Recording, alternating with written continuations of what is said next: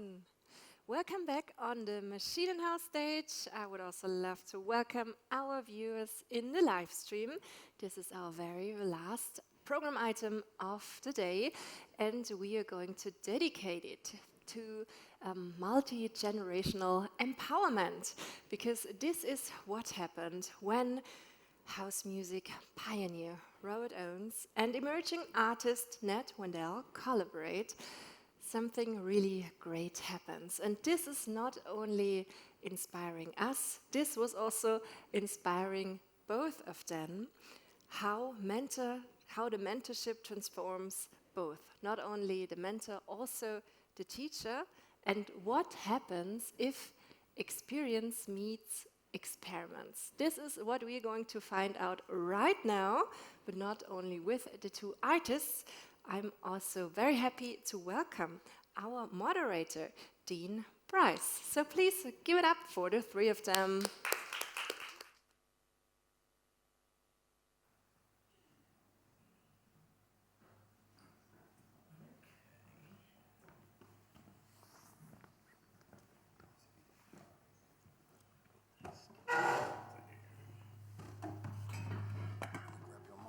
Check. Test. Testing. How's everyone doing? Good. So my name is Dean Bryce, record label owner, occasional DJ and vinyl collector. This session is about creative inheritance and how the spirit of house music moves through generations. I want to bring up the architect of house and the voice of its message, Robert Owens, and London-born, Berlin-based artist carrying that lineage into new spaces, Nat Wendell. We're here to explore how the sound and spirit of house evolves and what happens when experience meets experimentation. Robert, when did house feel real to you? When did it stop being a sound and become a movement? Well, I come into the whole house scene in the early 80s before house even evolved into the name of house. I was doing house parties where we would clean out lofts and basements and do parties, and it was house parties. So the name for me extends from that on to places like the Warehouse and the Music Box. But even before that, I came in off the disco era of things. I used to go out to clubs north of Chicago like Coconuts, Flamingos, DN1. These are places where Ron Hardy became famous before he went back to California. He was actually in Chicago, and he was one of the main DJs at the DN1. So I come in off of that scene into the house scene. And when house came in, like probably the late 80s, is where I met Robert Williams and Frankie Knuckles, who Robert Williams was like the founder to bring in Frankie Knuckles from New York, as well as bringing Ron Hardy in to do the Music Box circuit, when that came into existence. Right, so it sounds as if the early days of house music was very much community-based. Yes, for me, it's always been a family-orientated environment, involving house. I always tell people from past to present, if you have an environment where it's about family, you have the same thing now that we had back then. Yeah. I believe Frankie Knuckles said that house music is disco's revenge. Would you agree with that? No, I think it's just a evolving atmosphere of music, really. It's always new genres of music that's created and come into existence.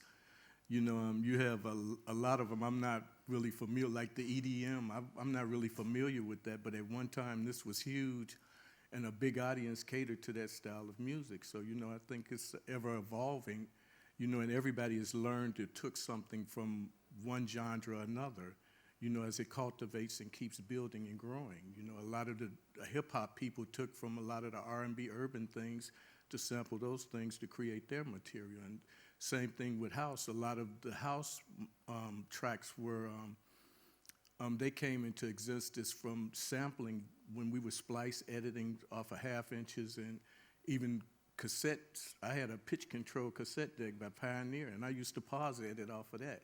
and you take the most intense part of a disco track and you looped it over and over.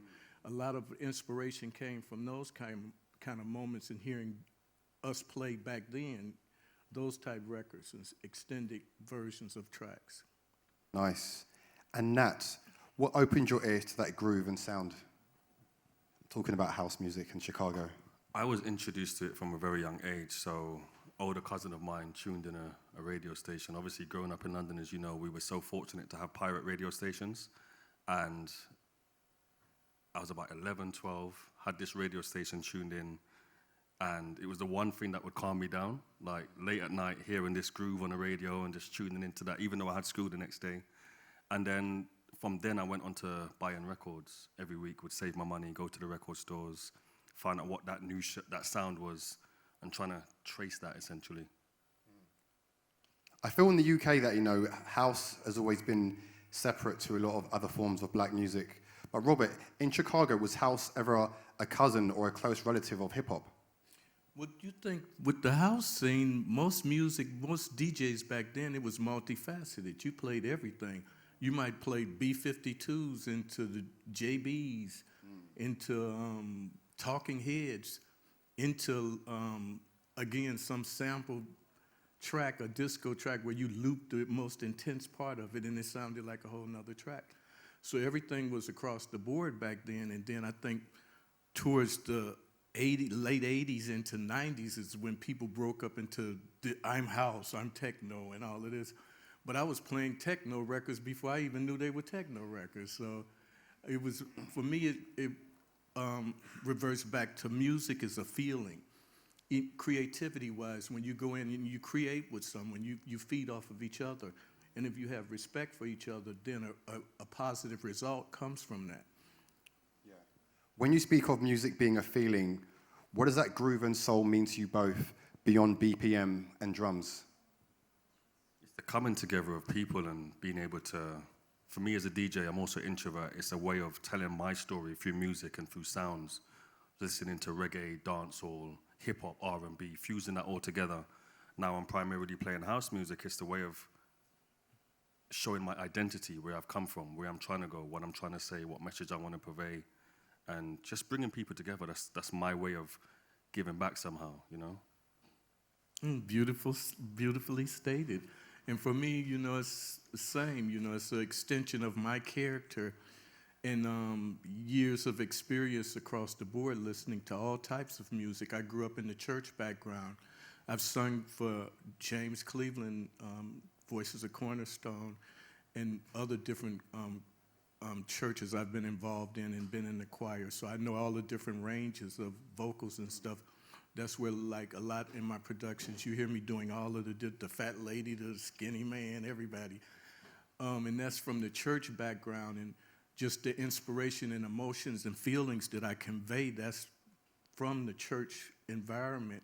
And I think house music has a big extension of that feeling. You know, it's about your own emotions. And I tell often people, when you go in and to create, you should always give you, and you should never be somebody else.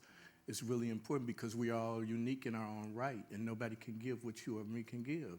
And then when we get together and do something, we create something totally unique that nobody else can do.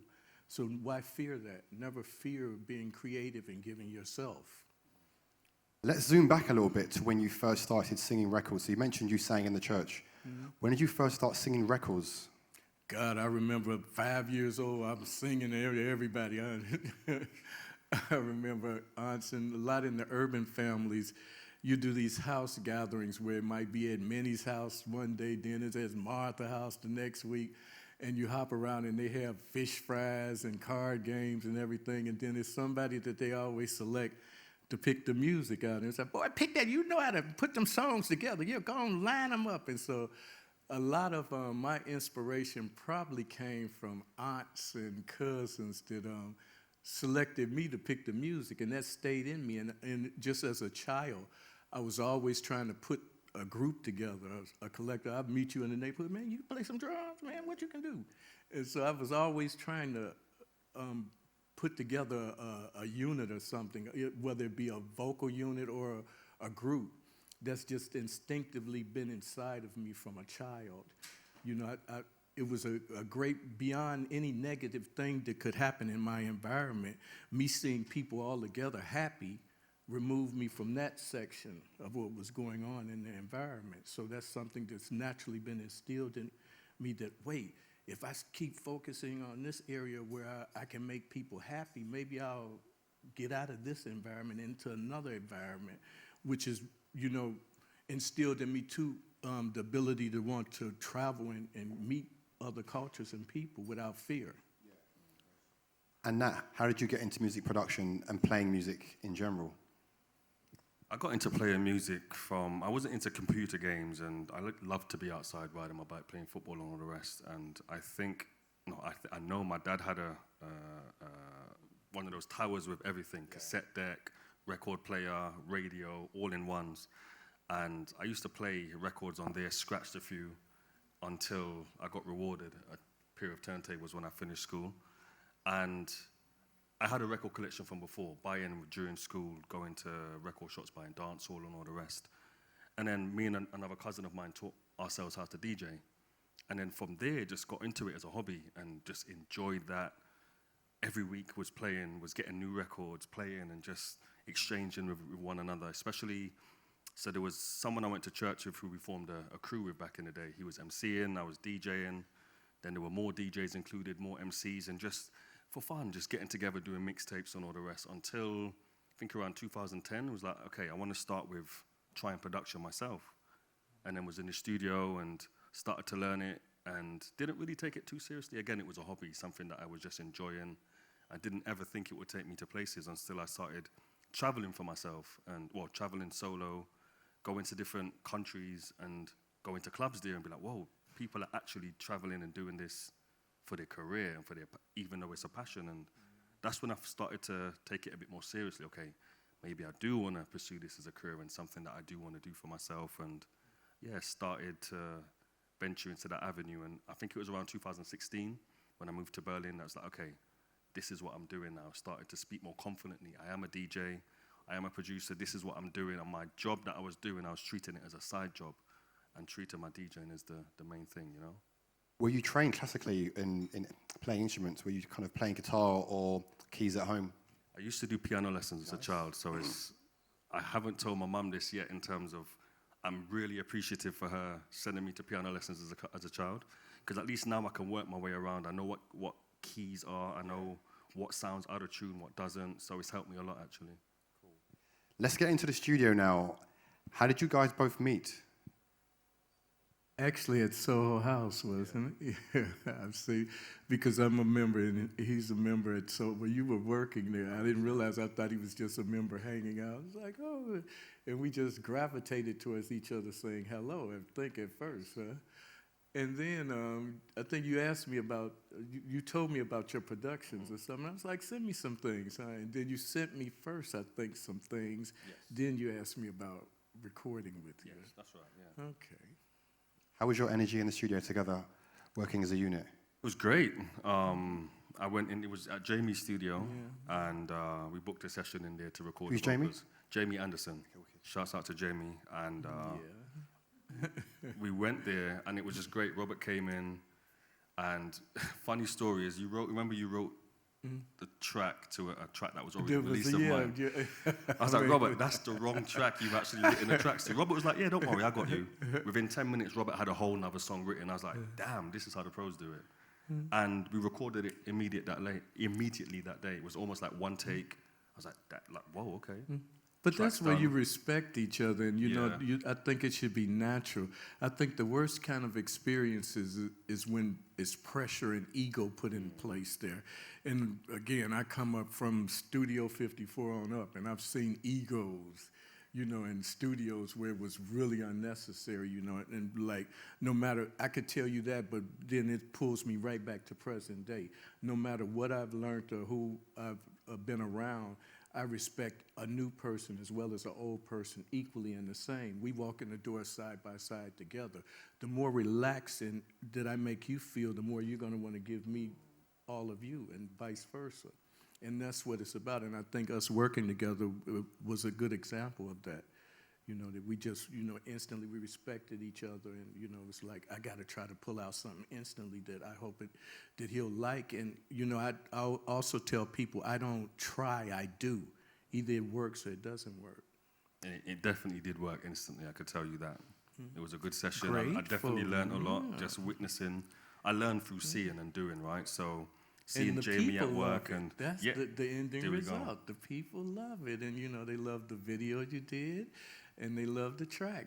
Both versions. It's like I played both versions. I played your version. I did the other one live at the Jazz Cafe with on the the one jazz. with Yeah, so I played both of them. So wicked. thing, and people love both versions. I get comments back and forth about both versions. So I think that's the root and the main ending result, that we're doing this for people, because people have put us in whatever position we've achieved and we're in this industry.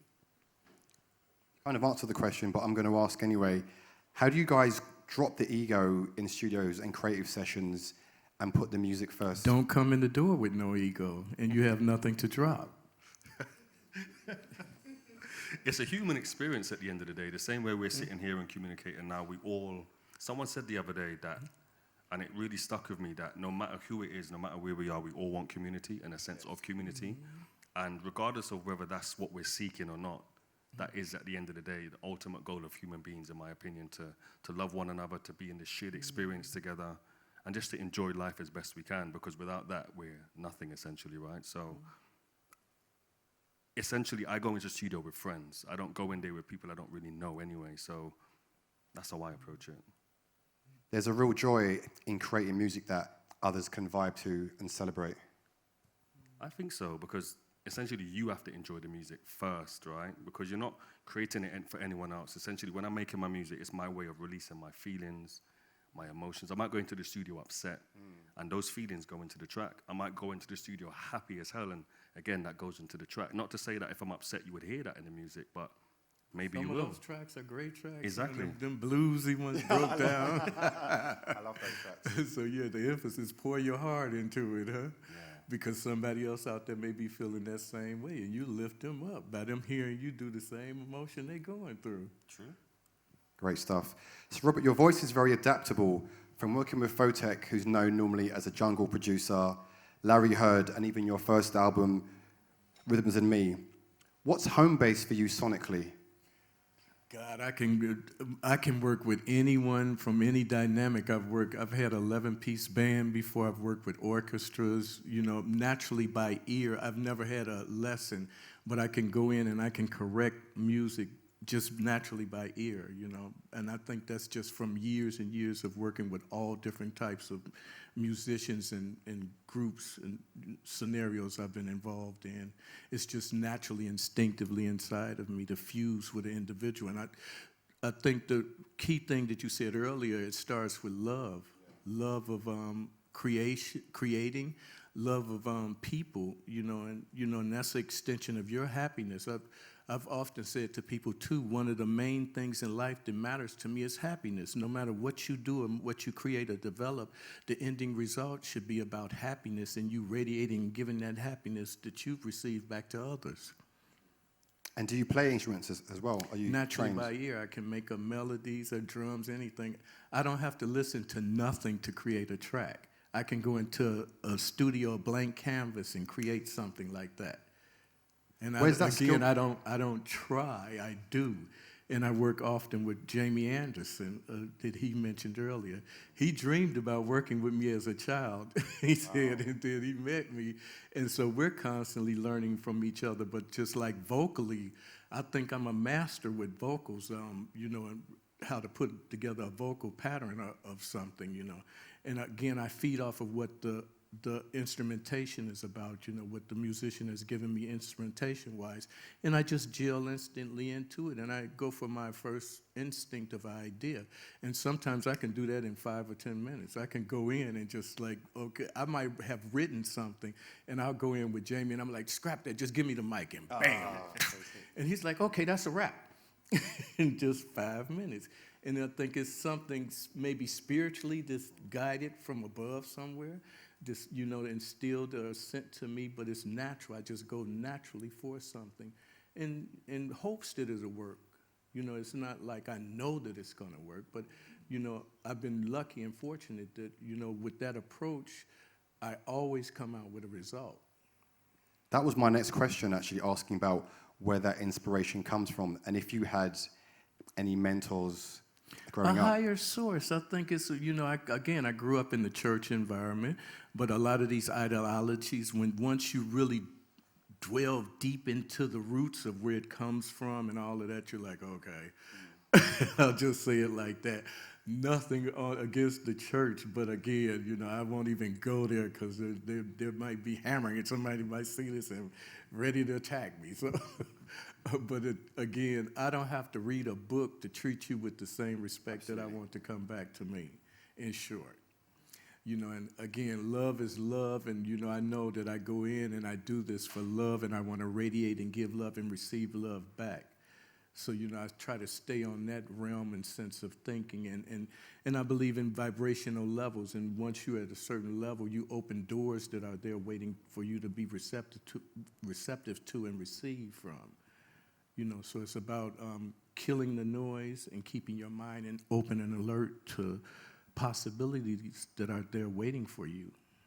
I'm a big believer how music works on a vibrational level, not only physically and spiritually, but also actually, you know, there are waves in music which really affects us as humans. It hurts in different, you know, different chord sequences. You can play certain minor to major notes that evoke sadness or happiness too. It's from another angle too. It's not just from the vocals, also chord progression-wise. Music speaks. Mm-hmm. So Nat, apart from legend, what drew you to Robert? His voice, essentially, right? And just the way in which he invokes, again, we're talking about feelings and emotions through the music. You can't hear a Robert Owens track and not feel a certain way, especially on the dance floor, be it R&B, be it house music. You feel a certain way. And I think he's got one of those unique voices that are very gravitational. It pulls you closer to the people you're around or the speakers, or just, it's incredible. And when I met Robert, of course, when I met Robert, especially the way he embraced me and was like, yeah, sure, we can do a track together, was for someone of his stature, it's like, whoa, okay, just very easy to approach. As we mentioned before, no ego. We're just like, okay, cool, if this is what we're doing, let's do it. And yeah. Yes, I think you should keep your mind open to wanting to learn too as well. You know, I think that's where I've been drawn to the younger generation constantly, because I'm receptive and want to learn. You know, as well as giving, it's vice versa, give and take. And I think no matter, as long as you live, you should keep that kind of attitude, and thought, and emotions.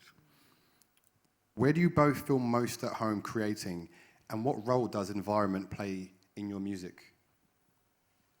I feel most at home creating. I mean, I create on the go, so wherever I am, I get inspiration from everywhere. I could be on the streets, I'm hearing something, someone might have said something, and in my mind, I'm thinking that could work well in a track, so I might record it on my phone.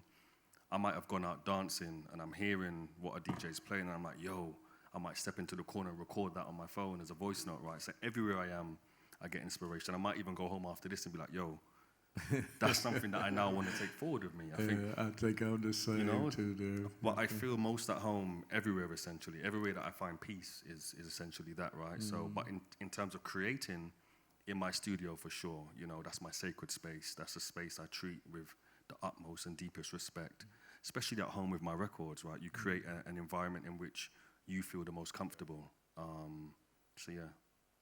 And Robert, and how about I said you? The same. Sometimes I wake up out of dreams.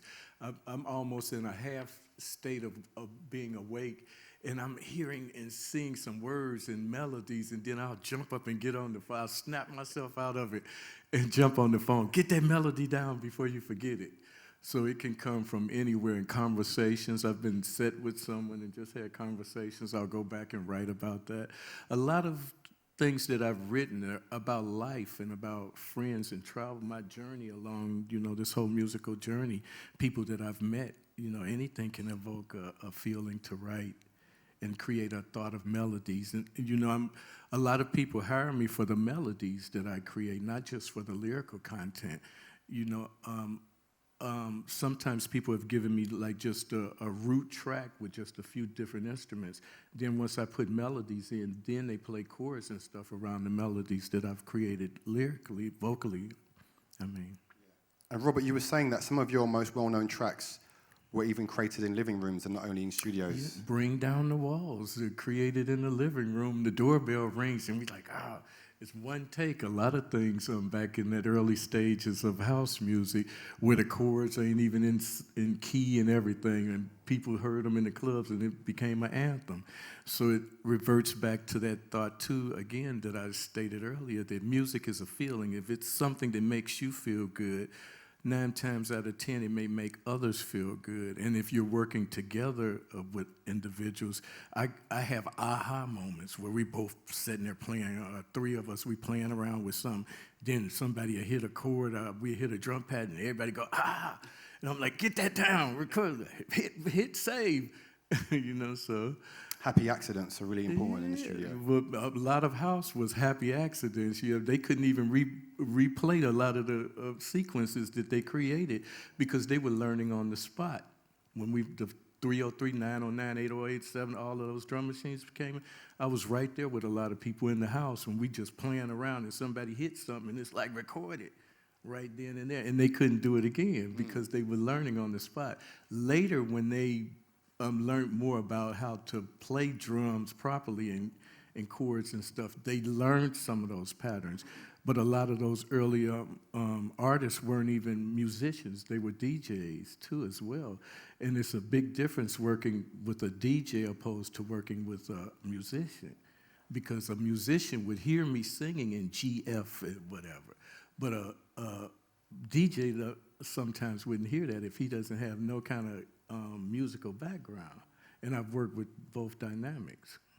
Is there a magic in working with producers or even genres in the early days where it's full of happy accidents and there aren't really any rules to a genre? Like, obviously there are rules now in house music. It's got to be a certain tempo. It needs a 4/4 kick drum. But in the beginning, there weren't really any rules that were established. Is there a magic in that? No, I think back then we were like kids in a candy store. It wasn't even looking at it as magic. It was looking at it from a perspective. You had big artists like Larry Levan, Frankie Knuckles, Ron Hardy that were playing salsa orchestra, full orchestral pieces, and then they put on your 4-track against those pieces. So you're like, wow, that's my track. They playing that against that. So I think it was just a feeling of excitement and happiness about being heard. So I don't think we thought like this is magical or nothing in that respect. And to date, I never thought about it from that perspective of something being magical. It's just being grateful that I'm involved in a area of doing something that I enjoy, that I can give back to life. I think it's just being grateful for that being something that's happening within my life at this present moment, as well as it happened in the past. And you mentioned one of your classic tracks, Bring Down the Walls, was recorded in a living room, I believe. Mm-hmm. Yeah. One take? Yeah, he could call me, I got a beat, and I'm like, okay, I got some words I think could go there. Give me the mic. We're gonna bring down the walls. What inspired that track? I'm natural. Like with Larry Heard, I think that's the other thing that he really enjoyed about me, that like he would call me up at any time and just like, come over and listen to this track or that track. And I would instantly add words to the music. I was just natural. I just knew that this goes with that and that goes with this. And he just agreed with me, and we just ended up with a whole a pile of music at one point. We look back at, but it was always kind of that relationship where he played me something and I'd add the words to it. For me, that track comes out of resistance and unity. Is that message still relevant now in house music? Resistance and unity. Resistance and unity. Well, I definitely go with the unity part. Unification is very important, and coming together, the family values of things. I think that was a theme from past to present for me. Resistance, if anything, would be against the machine, the unnecessary things that you deal with legality-wise and dealing with managements and different people, you know, where we've been ripped off and from those kind of angles. If it's any resistance, it's from that angle. But from the other side, it's still the same emphasis: love, unification, uniting. And Nat, have you got any thoughts on house music being a vehicle for resistance and unity? Yeah, I think it is, because it draws people from all different diasporas, all parts of the world, all different universes, if you may, onto this one dance floor, is my take on it, right? And when I look in the crowd and see who I'm playing to, it's not just white, it's not just black, it's not just people from everywhere. And I think you don't necessarily get that unless you're living in major cities, right? Apart from if you're going to a festival, for example, you might meet people from everywhere, but where else do you really get to interact with so many people across the board? And I find I've created a lot of my friends from everywhere on the dance floor. I can name a few clubs where I've met a lot of people, right? But I find that's where I find the most unity. And Robert, you mentioned like shady managers and people, resistance against the machine. What have you learned in your time working in the music business that's different now to how you operate? To not fear having a voice, you know, and speaking your truth and wanting to be unique, and letting no one take that away from you, and, you know, always try to gravitate towards people that value and appreciate you for giving your uniqueness back to the industry, you know, and always question someone that doesn't openly want to help you and see you achieve and be the best you that you can be. Now, have you got any industry? Y'all keep it going. I got to run to the bathroom. So. Go ahead. Nat, have you got any experience about the industry that you've learned in your time working in it? Yeah, just trust and believe in yourself. At the end of the day, you're doing what you want to do because you feel it, right? And I don't think anyone can tell you you shouldn't or should not or should or whatever. If you have it within you and you feel you have it, do it, try it, and trust people within your closer circle to be open and honest with you. And also from some experiences I've had, if you've got something in your gut feeling, that's your guide. Yeah. Trust and believe in that. Yeah, don't go against that, because the moment you do, you're going to find yourself in places where you're like, damn, I should have listened to that. Even if you want to give that person the benefit of the doubt, sure, do it. But you'll learn from that. But trust that gut instinct. It is really your guide. As Robert is in the bathroom, my next question was involving him. Has anybody got any questions here they want to ask Nat while we're waiting? Don't be shy. And if not, I can get into the question. What's your process making music? I normally start my day with doing admin bits at home. I'm always listening to music, so that's definitely a good start. My studio's not too far from where I live, so I ride in, and I enjoy that process of going to the studio. That's a luxury, having a studio not in your place. In this day and age, yes, and I'm so grateful for that. And when I get there, I just jam, see how I feel. I might even not be in the mood to make music, but I might listen to stuff, and I like to challenge myself. So instead of starting with that 4/4 kick drum, I might start with a bass line that I've got recorded in my phone, for example. I might hear something along the way that has triggered something in my mind that I want to try out in the studio. And I'm mostly using hardware, so there's always something. When I turn my machines off, they're off. Yeah, it doesn't go back to a standard preset. So I always just toy around and see where I end up, really. One of Rick Rubin's tips, if you're struggling with writer's block, is to imagine you're writing for somebody else. How do you deal with writer's block if that occurs? Something someone's taught me recently when I was in the studio whilst touring is that if there's a track you really like, take that track and try to remix it. So you're not essentially ripping that track off, you're just using that same track and writing over it. So you might cut out some of the high end, but you might write a high end on your keys or whatever, or you might take out some of the low end, write a new bass, and then start to trickle on top of that, and you've got a whole new track actually. So you're essentially writing a remix, but it's an original track. Good tip. Question for both of you. What have you learned from each other as artists, people, even a student and teacher, if you would call it as such? What have we learned from each other? Another extension of happiness, I guess. That's a good one, huh? And learned different ways of production.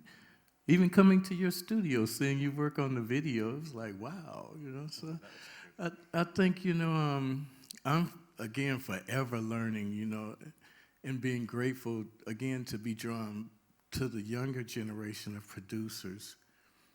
You know, I think I work with younger people way more than any of the older guys from the scene. They've kind of faded off, and you know, some of them I feel like they're almost stuck in a loop where younger artists, you know, they're more energetic and enthusiastic, which helps me. You know, so I think if anything, you've encouraged me to like open up more, even within the production of what we did. You know, it's like my reaction was a reaction of your reaction. I've just learned to stay true to the game, right? As Robert is one of the pioneering voices, you can last as long in the game as you want to, depending on your attitude. Sure, experiences might jade that, but that's not your only truth. You still hold your truth. You still know where you want to go. You still know what you want to do, and stay true to that. That's a lot of what I've learned. And as much as we all have our experiences of whatever we have in our world, as much as what I'm trying to say is you need to heal yourself before you try to heal others through your music. And I've learned a lot of that through Robert as well. So house music has been globalized, commodified. How do we protect it and keep it in its roots of gospel energy, black expression, while keeping it evolving? Because it's very easy to keep it as it was in the old days. How do we keep house at its true essence of love and soul, but keeping it evolving? I think you can't really change the overall viewpoint of society, but you can stay true to yourself. It's something similar to what you were just stating there. You know, I think individually, artist-wise, it's important to stay true to yourself and what you want to convey and give back to this system. As long as you stay in that lane, you know, you're one of the soldiers that's helping keep the system alive from a certain perspective. But you can't change the viewpoint and thoughts of generalized all of society, I don't think. I think also you are what you attract, right? So essentially when I'm playing, what I think is important is that my friend circle, we're all pretty much aligned in some way of the sort. And once they're coming to my parties and extensions of their friends are coming as well, we all are in unison of our thoughts and what we want to purvey out to the world. I don't really hang around with people that don't have the same sort of interests and beliefs as me. Sure, we have different beliefs, but we all want to travel in the same direction in terms of love, unity, and just coming together. So I think once I try to hold that message, others around me also know how I think or what I believe in, and we try to push it forward like that, you know. I think, and in that, I think we're changing the industry, you know, because I never would have thought coming from London, being raised in Northwest London, Harlesden, I would be sitting in front of people talking now, working with the likes of Robert Owens, traveling the world playing my music, right? Young black boys didn't really have that sort of vision coming from where I am, being stopped by police all the time. So I'm not going to let that jade my experience in life, right? I'm going to push that forward, and I think in that, we change things, you know? Being a fan of house music, living in London, was it an anomaly being a young black guy into house music and not into, like, you know, the obvious grime, etc.? Yes, but I think a lot, especially when garage and all that was coming up, a lot of people didn't realize that derived from house music. Absolutely. Right? Jungle music also was an extension of that. Drum and bass, you know what I mean? So like all of that kind of all came to, and actually a lot of the fashion that were, you know, pushed by the blacks growing up came from was intertwined with music as well. So it wasn't so distant until we got a bit older. I say, I don't know, when I was in coming out of school, 15, 16, that's when a big separation happened, you know. Why was that, do you think? Because obviously back in the day when I was growing up, it was house and garage was the main genre, and now it was R&B, hip hop, etc., etc. What was that split? I think a lot of violence used to happen in clubs back then. I'm not putting it primarily on that, but I think especially at one point, with the drum and bass, right? There was a lot of violence, and because again, I come in there in the '80s, but even you had hip hop clubs back. Like I think the first house tour was like '83 or something. I was on that tour with Dave Levy, Frankie Knuckles, Marshall Jefferson, Kevin Irvin that went on to be with Club Nouveau. A bunch of artists, but we were doing hip hop clubs that were playing house back then as well. But the drum and bass clubs is where the violence came in. It was somewhere down. It turned into like I'll forget even trying to remember a name.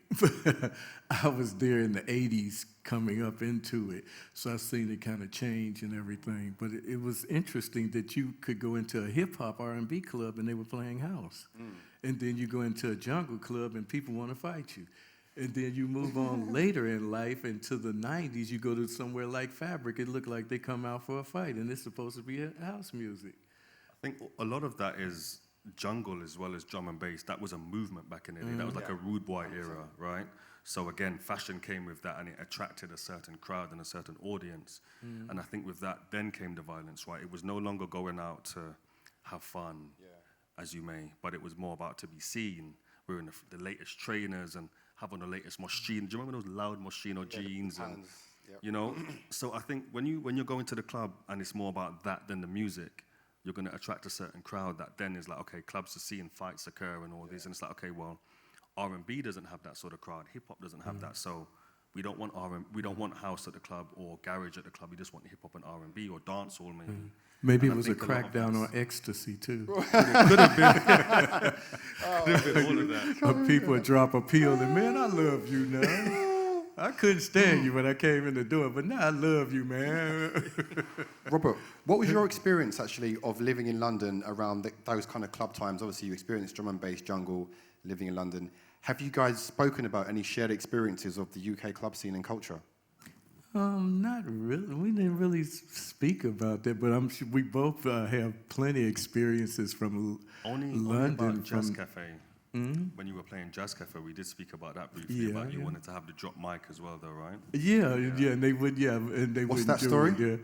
I asked them to put a microphone in the middle and a mic on the stand. Oh, we don't think we could do that. And then the first show sold out, and they was like, the show sold out, so let's do an extra show. And so there's like they challenged me to do both shows on the same day within 20 minutes apart. 90-minute shows, but we did it, you know. So when was that? About 2 weeks ago? Oh, recently, wow. It's a recent one. But again, I had 11-piece band in London. I toured with Pete Tong with an orchestra. Dave Beer, we did an orchestra and leads. And Cold Cut, you did that Cold Cut tour as well that we spoke about. Yeah, and the Cold Cut tour. I've got a chance to do some places and experiences that I never would have thought was possible. You know, and that's the other beauty I think about house music and kind of being, like you said, being able to travel to all of these different places, you know, and people being receptive and open, you know, to receiving what you're giving or where you're coming from artistically. Speaking of creating, how do you both see the role of AI in the creative spirit in 2025? That's scary. I literally talking to a friend about that today. I think it's scary as much as, I don't know, we should all embrace it. It's not going anywhere. We're very far deep into it now. I don't see how I can involve it in what I do now because I've trained my ear to a certain way. I make a lot of I make all of my music using hardware machines, so it's not software-based. I don't know where we're going with it. I hope it's in the right direction and we're not using it to make music, which we already are, and I hope we get away from that, but yeah. But they could never duplicate the full essence of your character and what you can give, and that's the beautiful thing. Like you're saying, you have your distinct way of creating and doing something. And I've said this to people, like I have AI vocal programs where the AI studied me for I had to put in almost 2 hours worth of vocals of me doing all different textures, speaking and everything, and it still couldn't duplicate me and my character. You know, so I think we're pretty safe, and, you know, just our physical live being, you know, our presence in front of an audience, I think we're pretty safe for the moment. I think as a DJ, I'm hopefully pretty good. Hopefully everyone still keeps coming out to see me play, and the essence of clubs remains, right? In regards to producers, I've heard some pretty damn good AI tracks. Yeah, I have too, though. Yeah, so I played a few that I was shocked. But it's not as good. Okay, for instance, someone sent me a remix of Lolita Holloway, Love Sensation. It's good, but you can't touch her original voice. That's still missing for a real connoisseur of you know, that knows history. But there's some material that's just as good, though. So And it's very early for AI right now. You know, there was a big backlash back in the day, I'm sure you remember, against drum machines and synthesizers and even sampling. Do you think there's a very similar backlash against AI now, and then give it 10 years, it'll be really part of the system? I don't think there's a huge backlash in terms of the way we consume music today, right? I feel like a lot of consumers of music just want to hit play when they're on the go, and I think music has devalued a lot, especially when we look at the likes of Spotify and all the rest, right? They've even got their own AI artists, not even just playlists, artists, they've got their own AI artists, that's right? shocking. Yeah, you can create an AI artist. So to the normal consumer, and there's no shade or offense to anybody, but if you just want to put on an easygoing jazz mix or whatever, which I've heard my damn self and was fooled by it, you're gonna think, oh, this sounds great, but when you look at the artist, it's not a real artist. So And they're getting record deals. better than what we have, right? So Yeah. it's It's an scary. insult. It's scary. It's really scary. Robert, how would you have felt if Nat had used AI for this collaboration? If it was a result that we were both happy with, right on. For me, anything that works and the public enjoys it is the objective, you know? No matter what you use or how you do it or which way you use it, which fashion or form you use something in, the ending result is about making people happy and, you know, getting a result that makes you happy as well as the public, you know, that you're entertaining happy. And Nat, you were saying that on the phone the other day, that spirituality is unseen science and science is seen spirituality. Do you want to expand on that? Because that's something that AI can't do, right? Yeah, it's a book I was reading. Forgot the author's name, but it's a great book for anyone that's interested. And I think music is a feeling, right? Just like the wind, you can't see it or feel, or you can feel it, but you can't actually see it unless you see the kind of leaves going up in the air. And I think that is something that I hold dear to me, and that I believe, you know, we should stick with. And not you don't have to believe in that. That's what I believe in. But that's something that I think keeps me going in what I'm doing, right? And as you mentioned, Robert, music is a feeling. You feel it and you go with that feeling. So that's how I see it. What are you guys working on next? Well, God, well, I have a label, Musical Directions, and I'm constantly evolving with the label. I have a good 5 or 6 artists lined up for release, and I'm not saying a whole lot until everything pulls into fruition there, but I have a few things lined up there. I'm constantly traveling almost every week or every other week. I'm flying to some part of the world. And I have 40 years of Robert Owens going on touring like with this theme. So some of those dates will be with the band and some dates will be me just still DJing. And then I have a techno circuit of things about to evolve in the New York area with the artist Groove Creator, who's also one of the artists off of the Musical Directions label. And then I have house dates lined up where I'm just doing my normal theme of playing across the board from disco to techno. And I guess just keeping it rolling and keeping it creating, and people still are coming in asking me to be featured on their albums. So I have a whole list of those projects lined up. So sometimes I'm swamped and overwhelmed, but I'm grateful that, you know, it's ever evolving and things are continually happening. And that yourself? A few tours that I'm trying to work on for early next year, and yeah, looking forward to those. I've also got a few projects in the pipeline. I've been in the studio quite a bit.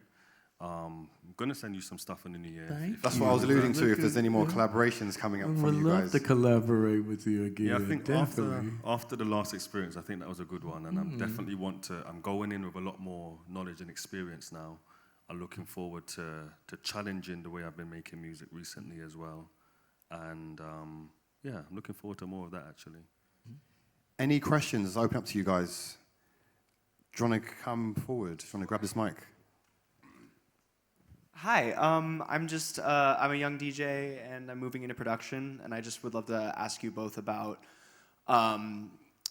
what kind of the process of you becoming a producer was like, and how long did it take for you to kind of say, you know, the world's ready to hear this? what did it take to kind of give yourself the permission to start to release stuff out into the world? Well, for me, like in the early days, I said before house music even came in, I was a DJ in Chicago, starting at house parties, clubs. I had a residency in a pub in Chicago 5 nights a week. I was there every day playing.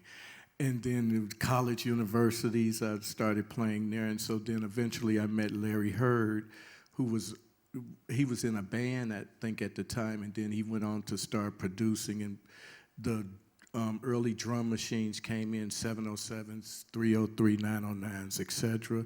Juno keyboards, 106, etc. All of these units came in. We started buying these different units. We had rack units where you could put slot cards in, vintage cards and everything. My first experience in learning about production, I bought like 15,000 pounds worth of equipment. I didn't know how to play anything and just sat there some nights getting drunk, putting down number sequences. And then one night I was just there playing. It's like, oh, fuck, that's a melody. And then I started recording, and I just learned, and I read manuals, and I taught myself. I was in and out of studios consistently working with different musicians and people, and they wouldn't teach me anything. Even one musician would say, well, if I show you, then you're not going to pay me no more to hire me to come and work with you. I was like, that's stupid. It's like the two of us, the more knowledge that we acquire together, the more productive our productions are going to be in my head. But, you know, just the frustration of no one wanting to show me, I was like, I'm going to prove them wrong. Even learning how to DJ, you're coming up in the circuit in Chicago around Frankie Knuckles and a lot of these people, I wasn't getting a response of help. And so out of frustration, I went and bought turntables and a mixer, and I sat there and I taught myself. And so the end, and this just I can go on about that, but condensing it down with passion and determination, you can achieve and create anything that you want to create and achieve within this world. I don't think there's any sort of time frame with regards to making music. It took me a while. It took me about 10 years until I was actually confident. But don't let me project onto you. There's some producers I've heard stuff that have made within 6 months, and I'm like, damn, you've just started. So whenever within your circles, if there's people you love and trust, and they also love and trust you, send them your music. If you're listening to stuff when you go out and you think, actually, it sounds like this, don't be afraid to send stuff to labels at the end of the day, right? No one can, hopefully no one can offend you in saying, hey, look, this is not for us right now, but keep sending us stuff. Just have confidence within yourself, right? And I think if it's something you believe in and you want to do, keep doing it, right? Like I said, there's some producers that have surprised the hell out of me with what they've created within 6 months, just getting Ableton and learning it. And it's taken me much longer, but we all have our different paths, and yeah, just stay true to your sound, and I believe you'll get there. Yeah, and music is a feeling. If it's something that makes you feel good, 9 times out of 10, it may make another feel good, and that can happen instantly, not even 6 months. You could be just sitting there, go home right now and get on the computer and make up something, and if it made you feel good, and like Nat is saying, if you're around the right collective of people and you let them hear it, they're going to instantly say, yeah, man, you got something going on there. So trust that the friendships that you create and make within this industry as well, and make sure that you're around people that believe in you and support you and encourage you and push you. That's another thing, you know, it should be no room for envy or jealousy. And be specific when you ask for feedback. I've sent tracks to people before and they've ripped the track to shreds. And I'm like, that's not exactly the feedback I was asking for. I was asking, is there anything I can, improve, or what do you think about this? So instead of saying, hey, what do you think about this track on the whole? If that's what you want, sure. But try and be specific with the feedback, and don't take offense to what people say. A lot of people will project onto you what they don't have within themselves, and actually would tear down your things rather than saying, oh, actually, maybe have you tried this or tried that or the other? So just look for things like that, and don't get offended by what people say. It's not a personal thing. It might be something they've got going on within themselves rather than trying to help you move forward with yours. We've got time for one more question, I believe. Any other questions from the audience? No? Okay, I'll get into a couple more. Sorry, was that, please come ahead. I saw a little. First of all, thank you for this great platform. It might work now. Trying to try the mic again? Nope, not working. I just would like to know quickly what's your take on this future generation of producer, and do you think they will still need label at some point, and what a music label can bring to those people? For anybody online, what's our take on the future generations of producers, and if we still need record labels right now, and what labels can do for people? Is that the question? Yeah. I think, sure, we still do need labels, but essentially what is a label? A label is just me putting a name on something and saying it's water label and that's it, right? Yes and no. With the rise of places like Bandcamp and all the rest, it strips away from that. And I think it's always important, though, to have good mentors in your corner, not necessarily label managers that will just take a lot of your rights away and not give you fair deals. I'm not saying that's everybody, some people. Yeah, we do still need them, but also you can also just create your own with your own circle of friends and people around you. Like I said, with the rise of Bandcamp and just the accessibility of putting stuff on digital platforms or pressing stuff to vinyl, using CD Baby, for example, there's also all of these easy outlets to do it. So yeah, don't just rely on the label to believe in your stuff and want to put it out. If you want to do it yourself, put it out. At the end of the day, there's no mistakes. There's only stuff you can learn from, I say. You nailed it. Just as we get into the last question, what does legacy mean to you both now? Legacy? I don't know. I don't think about it. Because you've got a strong legacy, right? You've done so much for music. Do you sit back and think about what you've done? No, I think it's just ever evolving. You know, it's like, God, people tell me more about what I've done than I realize, you know, what's going on. I tell people I am a machine. I'm just constantly creating, and, you know, the hopes that I create things that bring some joy and happiness to people, but creating the thought of my legacy, I'm still, you know, ever evolving, you know, and it's, you know, I don't realize half of what's there. I'm out playing it. I might be dancing to something and somebody say, "That's you, ain't it?" And it's like, "Oh, really?" Yeah. I'm not sure if I have an answer to what I feel like legacy is, apart from your true character, right, and what you decide to leave behind. As when I'm playing, especially as a DJ, I want for you to leave that dance floor feeling a certain way. Is that my legacy? Perhaps, right? Like releasing of all inhibitions and feeling a bit more free and connecting to certain people. In regards to my productions, when I'm dead and gone, they're gonna outlive me. So I want to put out stuff that is a reflection of myself, be it stuff that's really not good, stuff that is great. It's all a journey, right? So I feel like it's part of that.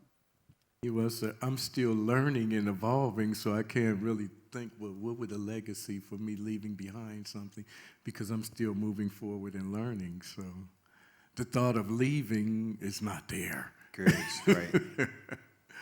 Thanks for your time, gentlemen. Really appreciate it. Thank you both, and thank all of you as well. Grateful for all of you. Thank you so much also from my side. This was so inspiring. I think we couldn't have we could not have a better final to this stage. It was so inspiring, and it was really so up to the core of the music and the love, the feeling that music is inspiring all of us. And I also want to thank you, our wonderful audience, all of our guests via the live stream. This stage is now closing content-wise, but we are opening music-wise. So I hope to see you around at all of our stages that we are going to dedicate to the topics that we talked about, to the music. And yeah, my name is Mia. It was my pleasure to be your stage host today. See you hopefully later or tomorrow.